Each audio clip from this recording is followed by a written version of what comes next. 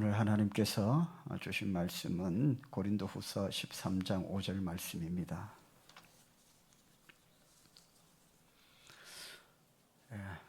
한 절 말씀인데요, 우리 같이 한 목소리로 읽겠습니다. 시작. 너희는 믿음 안에 있는가? 너희 자신을 시험하고 너희 자신을 확정하라. 예수 그리스도께서 너희 안에 계신 줄을 너희가 스스로 알지 못하느냐? 그렇지 않으면 너희는 버림받은 자니라. 아멘. 우리 서로 인사하겠습니다. 사랑합니다. 감사합니다. 축복합니다.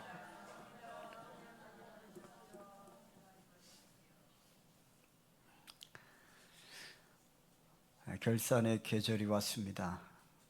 연말이 되면 개인도 결산을 해야 되고 기업도 결산을 합니다.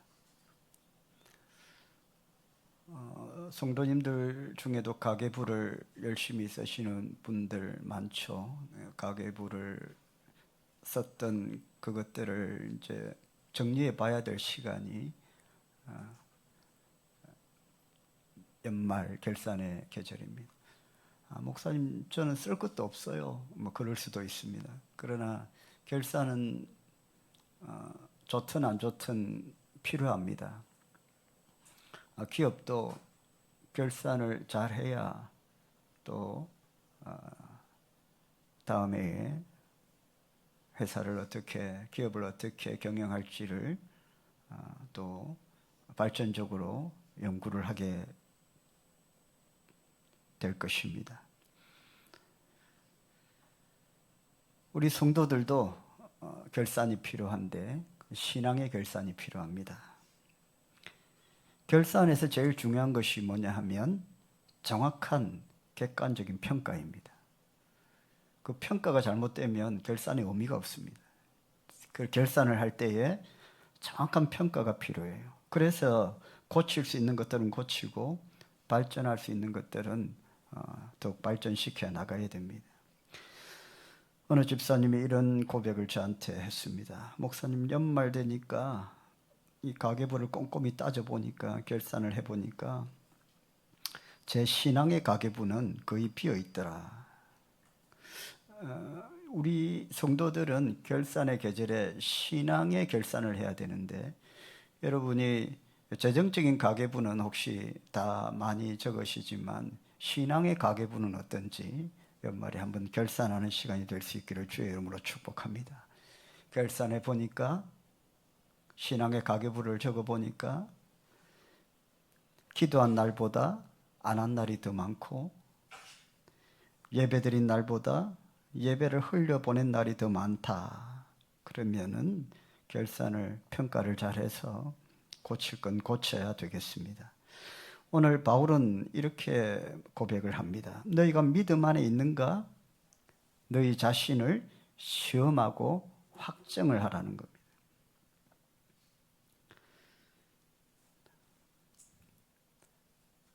우리가 결산을 할 때에 우리 한 해를 돌아보면서 우리가 믿음 안에 살았는가? 우리 자신을 시험하고 확정하라. 시험하고 확정하라는 저 단어가 헬라 원어에는 비슷한 의미로 쓰였어요. 그 객관적인 평가를 하고 뭐가 진짜인지 가짜인지를 한번 테스트 해봐라. 진단을 해봐라 라는 뜻입니다. 시험과 확정이라는 뜻이 비슷한 뜻이 있어요. 오늘 바울은 여러분 성경 말씀을 보면 다른 사람을 시험하고 확정하라고 하지 않고 누구를요? 너희 자신을 결산을 할 때 우리가 오류에 빠지는 부분 중에 하나가 뭐냐 하면 결산을 할 때에 비교 결산을 하는 거예요. 비교해서 결산을 합니다. 그런데 오늘 하나님께서 성경적인 결산은 비교해서가 아니라 누구를? 너희 자신을 시험하고 확정하라는 겁니다. 다른 사람 보지 말고 너 자신을 보라고 말씀합니다. 자칫하면 잘못된 결산을 하기 쉽습니다. 우리가 흔히 그런 오류에 빠릅니다. 옆집 사람 아니면 옆에 있는 성도, 동료, 직장인들 자꾸 남과 비교하다 보면 이 객관적인 나 자신에 대한 평가가 이루어지지 않습니다. 나보다 훨씬 좋은 사람도 있을 거고, 나보다 더 뭔가 결산이 잘 된 사람도 있을 거고, 나는 그들에 비하면 좀 많이 부족하다 생각할 수 있습니다. 그러나 그렇게 비교하다 보면 나 자신에 대한 객관적인 평가가 안 됩니다. 내 자신의 능력도 그렇고 내 자신의 지금 가치, 소유 비교하다 보면 정확하게 진단이 안 내려져요. 그래서 결산을 할 때에 반드시 기억해야 될 것은 비교 결산이 되면 안 된다는 것입니다. 잘하는 결산은 뭐냐? 나와 하나님 사이의 관계를 결산하는 것입니다. 여러분, 누구와의 관계요? 나와 하나님과의 관계. 이게 성경적인 제대로 된 결산이라고 할 수 있습니다. 오늘 이 말씀을 통해 올 한 해 우리의 믿음을 돌아보게 하시고 하나님 앞에 바로 서는 은혜가 있기를 주님의 이름으로 축복합니다. 자, 결산을 할 때 뭐부터 결산을 해야 되느냐? 첫 번째는 믿음의 방향을 결산을 해야 됩니다. 결산할 때 제일 중요한 게 뭐냐면 방향입니다.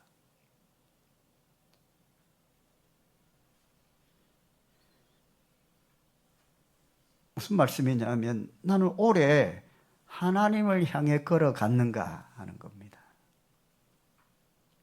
아무리 열심히 달려도 엉뚱한 방향으로 달렸다면 모든 수고가 헛수고이기 때문입니다.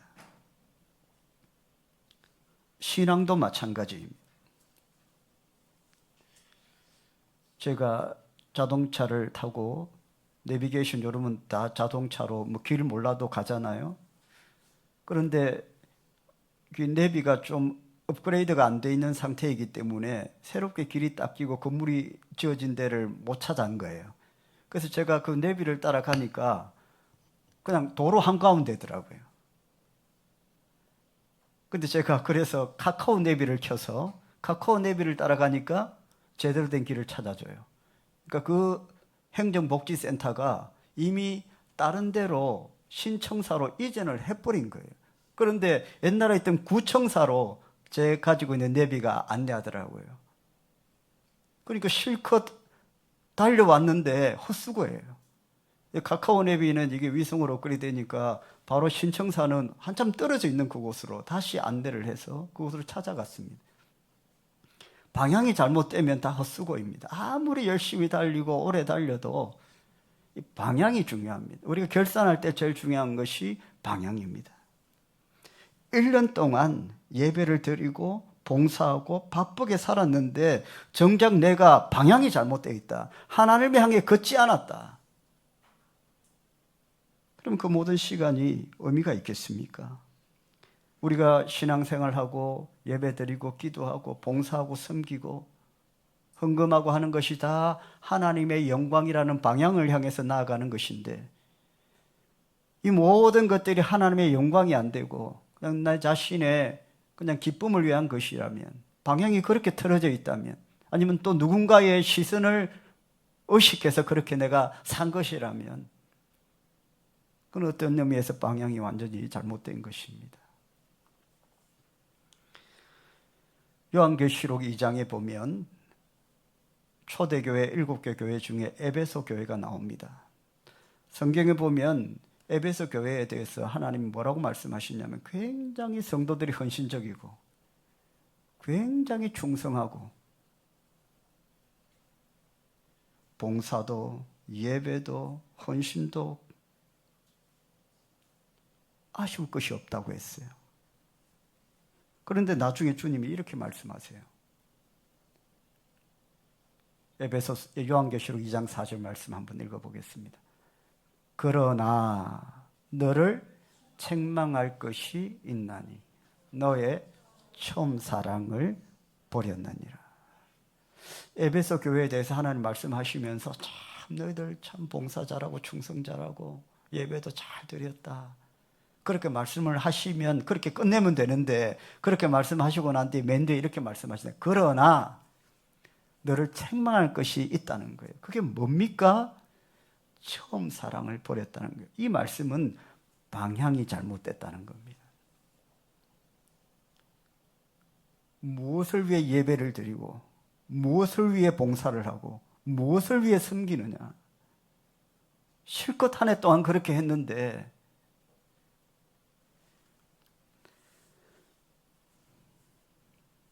학교 다닐 때에 운동회 하거나 체력장 같은 거 여러분 다 해보셨죠? 선생님이 총 딱 쏘잖아요. 그럼 빨리 시간을 단축시키고 빨리 달리는 사람은 직선으로 뛰어요? 아니면 삐뚤삐뚤하게 뛰어요? 직선으로 뛰어요. 그런데 못 달리는 선수들, 못 달리는 학생은 우리가 학생인데도 우리가 봐도 알아요. 땅 하면 이렇게 뛰어요. 그래서 옆으로 결승점이 있는데 옆으로 간단 말이에요. 방향이 잘못된 거예요. 기록도 안 좋고요. 길도 그냥 결승점에 갈 수도 없습니다. 여러분, 오늘 우리 스스로에게 물어봐야 됩니다. 내 믿음의 방향은 진짜 주님께로 향하고 있었는가?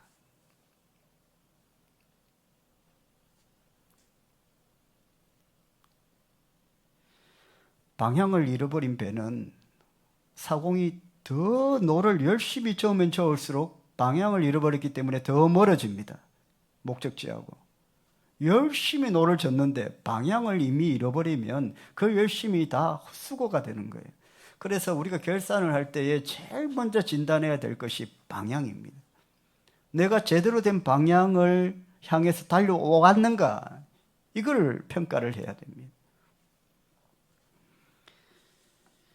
여러분, 그런데 걱정할 필요 없습니다.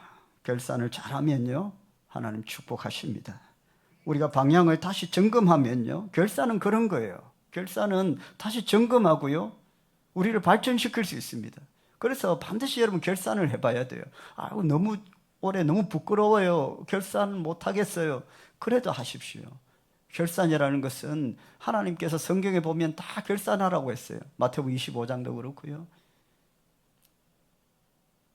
그래서 하나님께서 우리에게 축복을 거두시겠다는 뜻인가요? 천만의 말씀이에요.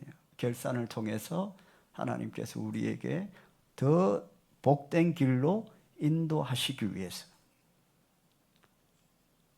우리가 잘못 걸어왔다면 하나님께서 어떤 길이 더 복된 길인지를 우리에게 보여주실 것입니다. 여러분, 내 믿음의 방향은 우리 성도들이니까요, 결산할 때에 진짜 주님을 향하고 있었는가? 우리가 방향을 다시 점검하면 하나님은 우리의 삶을 더 복된 길로 인도해 주실 줄 믿습니다. 두 번째 결산은 어떤 결산을 해야 돼요? 지금은 믿음의 열매를 결산할 때입니다. 내 믿음은 어떤 열매를 맺었는가, 그거 한번 결산해 보라는 거예요. 첫 번째는 방향이었어요. 두 번째는 열매입니다. 세상의 결산을 한번 보십시오. 세상적인 결산은 개인이든 하나님을 떠난 결산, 개인이든 기업이든 다 숫자입니다. 여러분, 개인이 가계부를 적고 결산할 때에 얼마를 남았느냐 다 그거 결산하지 않습니까? 기업들이 결산을 할 때 뭐 합니까? 재무제표 작성해가지고 뭐 매출은 얼마고 단기 순이익이 얼마인지 그 기업들은 다 그거 보는 거예요.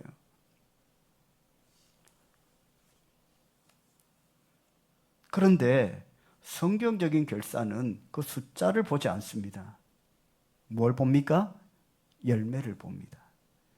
그래서 저와 여러분이 결산할 때에 내 삶의 뭐 숫자 그거보다는 내 삶의 한 해 동안 열매가 있었는가를 결산해 봐야 됩니다.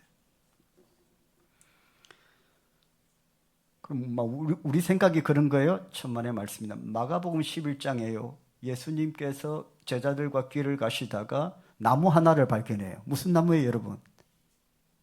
무화과 나무입니다.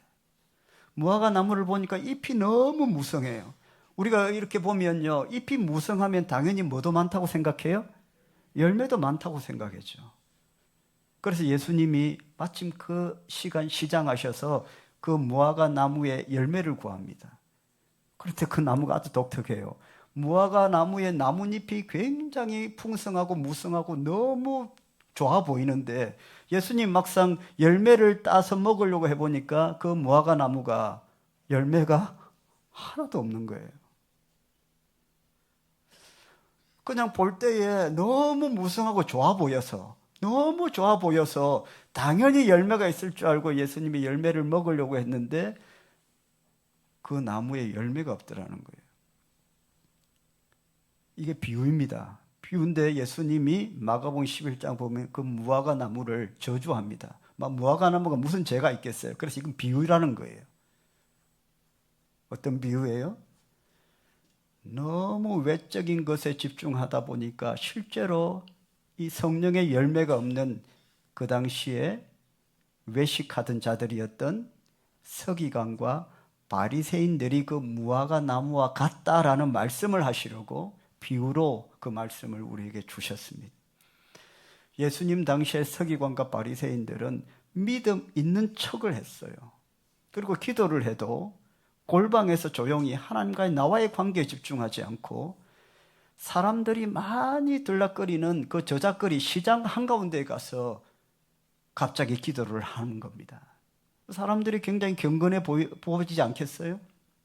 헌금을 해도 그러니까 하나님과의 관계 안에 내가 헌금을 해야 되는데 사람들이 모일 때까지 기다렸다가 모이면 그때 꺼내서 했다는 거예요.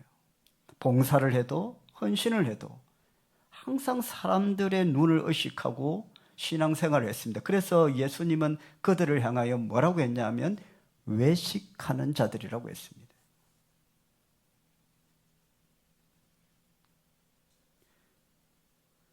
주님 말씀하시죠. 그 서기관과 바리새인들이 이 무화과 나무와 같다는 거예요.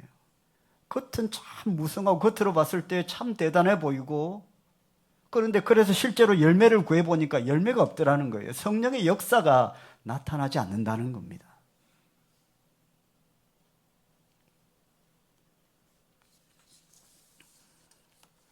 사랑하는 성도 여러분, 우리가 신앙생활 할 때에 결산을 할 때에 반드시 두 번째로 체크해야 될 부분이 뭐예요? 내 믿음에 열매가 있는가? 숫자가 아닙니다. 내가 몇 명을 전도했는가? 그게 아니고요. 내가 한 영혼이라도 전도를 했는가? 열매.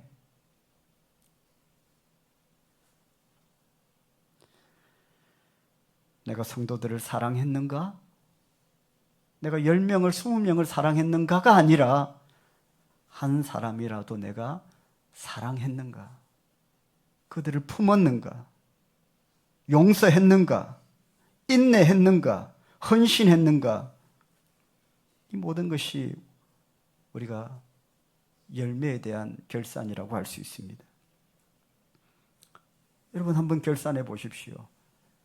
올해 2025년도에 나의 믿음은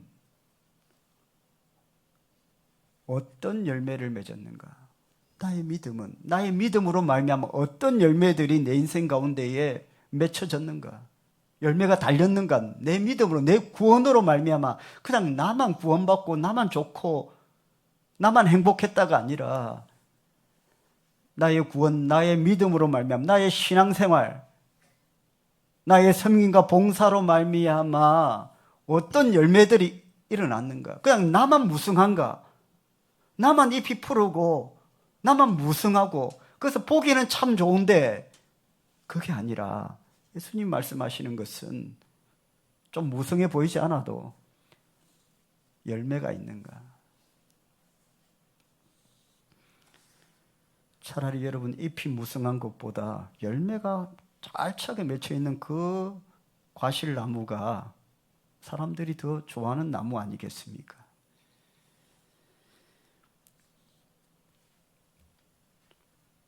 여러분 그런데 또 낙심할 필요 없습니다. 비록 올해는 열매가 부족했을지라도 우리가 주님 앞에 진실하게 서기만 한다면 결산만 잘 한다면 하나님은 다음 해를 풍성한 열매의 해로 바꾸실 것입니다. 여러분 반드시 기억해야 됩니다. 열매의 문제는 능력의 문제가 아니라 방향과 마음의 문제입니다. 다시 한번요. 열매의 문제는 나의 능력의 문제가 아니라 방향과 마음의 문제입니다. 내가 능력 없기 때문에 열매가 없다? 아닙니다. 방향이 잘못되었고 내 마음에 어떤 문제가 있기 때문에 그렇습니다. 새롭게 하면 놀라운 열매가 맺혀질 줄 믿으시길 바랍니다. 세 번째 우리가 결산해야 될 것이 믿음의 중심을 결산해야 됩니다. 당연한 말씀입니다. 조금 전에 말씀드린 대로 서기관과 바리새인들을 하나님께서 평가하실 때에 마치 잎만 무성한 무화과 나무와 같다라고 말씀을 하셨습니다. 그러니까 그들이 집중했던 것은 겉이었습니다. 속이 아니었죠. 그러나 하나님은 우리의 속을 보십니다. 여러분 잘 아시는 말씀이 있어요. 같이 한번 읽어보겠습니다. 사무엘상 16장 7절입니다. 시작. 여호와께서 사무엘에게 이르시되 그의 용모와 키를 보지 말라. 내가 이미 그를 버렸노라. 내가 보는 것은 사람과 같지 아니하니 사람은 외모를 보거니와 나 여호와는 중심을 보느니라 하시더라. 사람들은 보통 외모를 봅니다. 그 뭐 잘못이라고 할 수 없죠. 하나님께서 우리에게 그런 눈을 허락하셔서 보이는 것들을 보고 판단하고 결정할 수 있도록 그렇게 우리를 만드셨어요. 그런데 신앙이라는 것은 그런 것들을 이겨내는 거잖아요.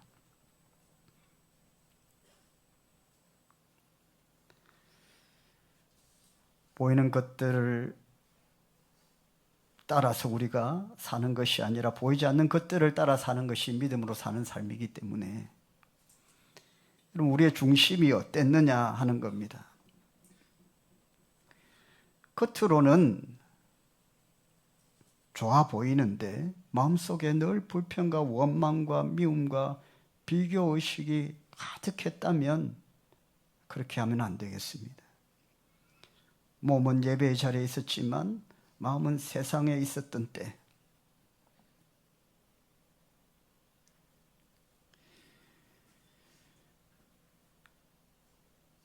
제가 주중에 어떤 장사 사업을 하시는 분을 만났는데 그분도 교회를 다니시는 분입니다. 그런데 이 불평이 너무 많아요. 지금 안 되는 것이 사업이 안 되고 장사가 잘 안 되는 것이 다 남 탓이라는 거예요. 제가 그런 말씀을 좀 드렸습니다. 지금 경기가 참 좋지 않습니다. 누구 탓이 아니라 지금 전체적으로 경기가 좋지 않습니다. 집사님만 안 되는 게 아니라 안 되는 분들 많습니다. 그리고 경쟁도 굉장히 치열해졌습니다. 집사님이 하는 그 사업 한번 보세요. 지금 주변에 비슷한 종류의 사업들이 얼마나 많이 생겼습니까? 그렇다는 거예요. 그럼 결국에는 나눠 먹는 거 아닙니까? 우리 동네에도 지금 우리 여기 이 대라리가 얼마나 발전하는지 요 뒤에 술집이 생겼는데 술집 이름이 실비 술집이에요. 가신 분 없죠? 네. 실비가 무슨 뜻인지 제가 몰랐어요. 이거 무슨 뜻이에요? 실비 술집 돼 있어요. 옆에 철물점 옆에. 난 실비가 사람 이름인 줄 알았어요. 그래서 제가 찾아봤어요. 실비 술집이 도대체 뭐냐. 사람들이 북적북적해요. 저녁에 되면.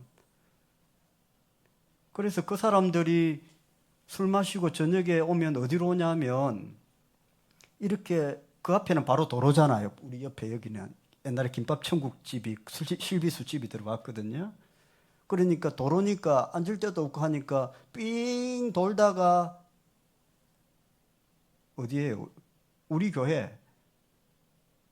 우리 교회 앞에서 담배도 피고 우욱 해가지고 욱 해가지고 새벽에 막 내놓고 자기 먹은 거 확인하고 이랬더라고요. 그러니까 이렇게 안 좋은 거예요. 그래서 어떤 때는 교회 의자를 혹시 거기 앉아서 자리 잡을까봐 우리 테라스에 의자를 들여놓기도 했는데 또 번거로워서 그냥 포기했는데 하여튼 스타렉스가 막고 있으니까 좀 나아요. 이렇게 탁 막고 있잖아요. 우리 교회에 좋은 테라스가 있다는 걸 잘 모를 거예요. 그 실비라는 뜻이요. 찾아보니까 우리가 실비로 해준다. 무슨 공사를 하면 실비로 해준다. 안 붙이고 이게 뭐 싼 가격에 술을 제공한다는 뜻이래요. 고개 끄덕끄덕하고 가서 드시면 안 됩니다. 그 술집이 참 잘 돼요. 우리 집사람하고 새벽기도 마치고 가면 막 그동안 판 그 쓰레기들이 나와 있고 그런데요.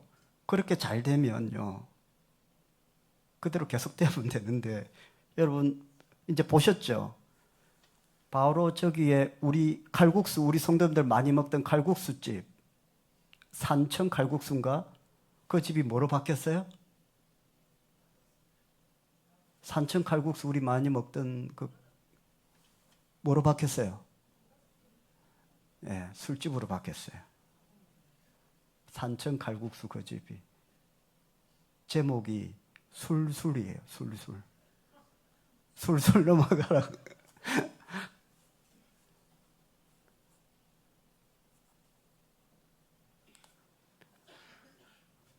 뭐 제가 그 실비 술집을 경영하는 사람은 아니지만 잘 되어서 좀 해볼까 했는데 뭐예요? 거기도 경쟁이 돼서 그 앞에 바로 술술이 생겼어요.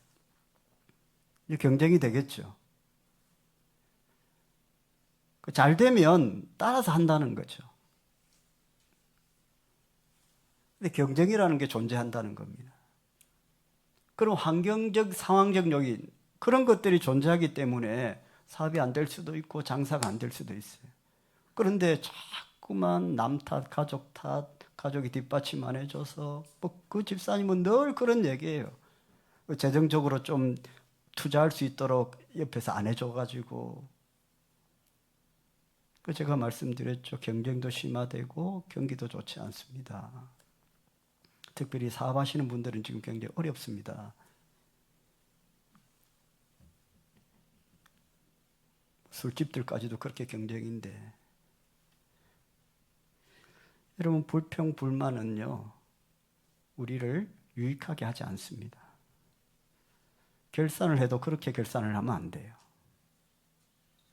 그래서 오늘 말씀에 나 자신을 시험하고 확정하라. 남을 이렇게 시험하고 확정하는 게 아니라 누구를요? 나 자신을.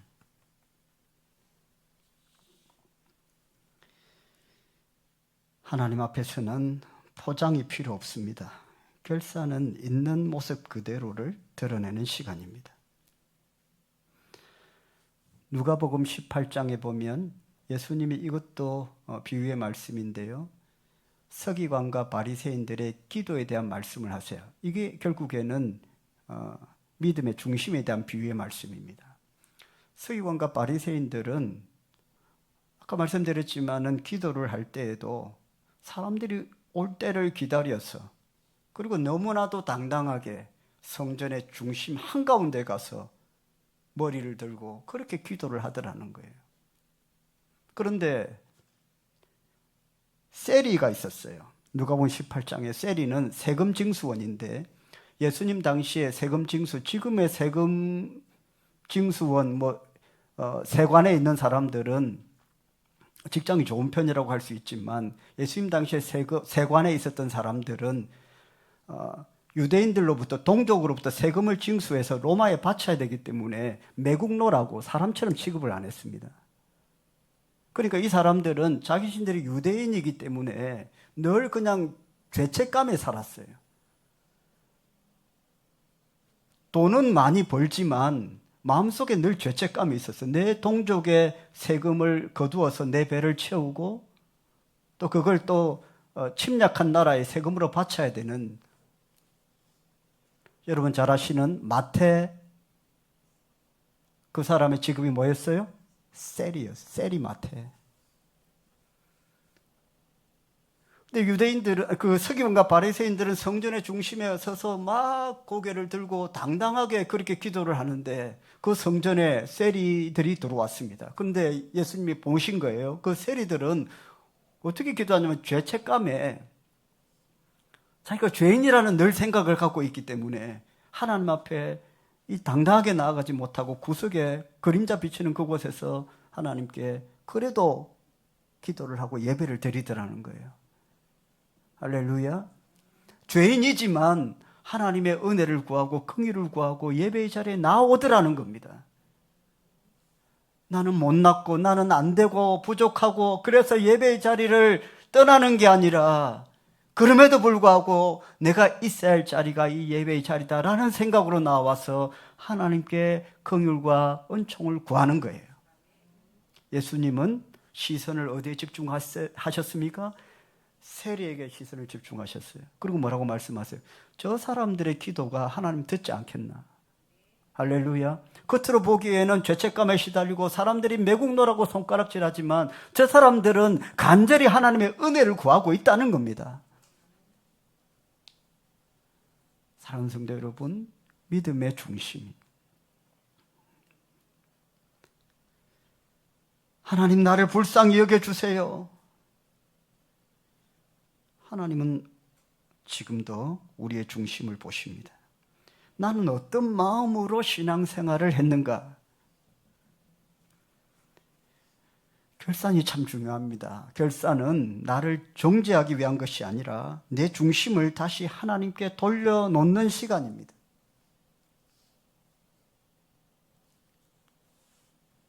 여러분 결산해 보십시오. 나는 어떤 마음으로 신앙생활을 했는가?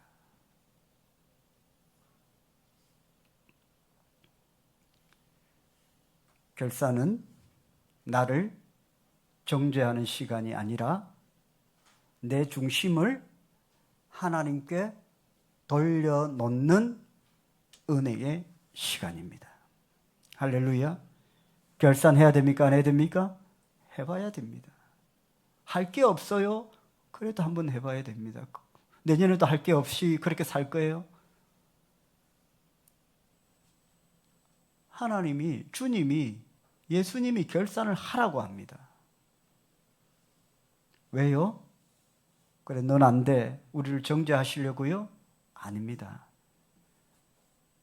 내 중심을 하나님께 다시 되돌릴 때에 하나님께서 더 복되고 은혜로운 길을 열어주시기 때문입니다.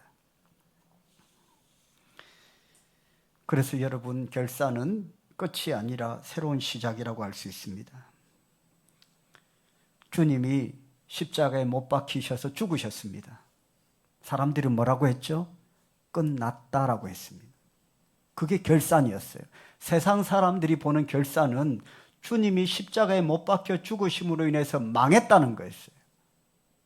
끝났다. 그런데 주님은 다시 부활하셨고 십자가는 끝이 아니라 시작이었습니다. 할렐루야. 연말의 결산은 끝을 보는 시간이 아닙니다. 새롭게 시작하는 시간입니다. 하나님은 우리의 부족함을 드러내시며 우리의 실패를 탓하시지 않습니다.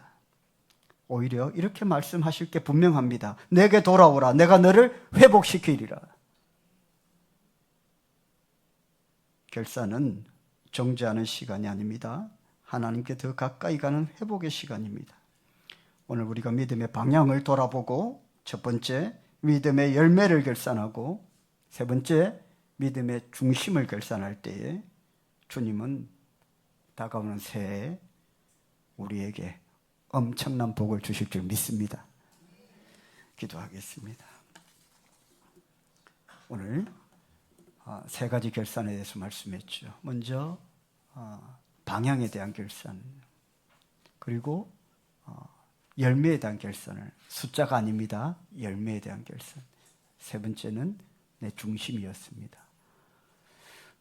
잘하든 못하든 한번 결산해 보시고 올 한 해 12월 한 달 남았죠. 그리고 하나님께서 결산을 잘하면 하나님께서 복을 주십니다. 마태복음 25장에 보면 달란트 비유가 그 결산에 대한 비유입니다. 많이 남겼냐 그거 하나님 안 물으셨어요. 결산 잘했느냐 그거 보셨어요. 땅에 파묻어 뒀느냐 활용했느냐. 여러분 세 가지를 생각하시면서 우리 합심해서 한번 기도하겠습니다.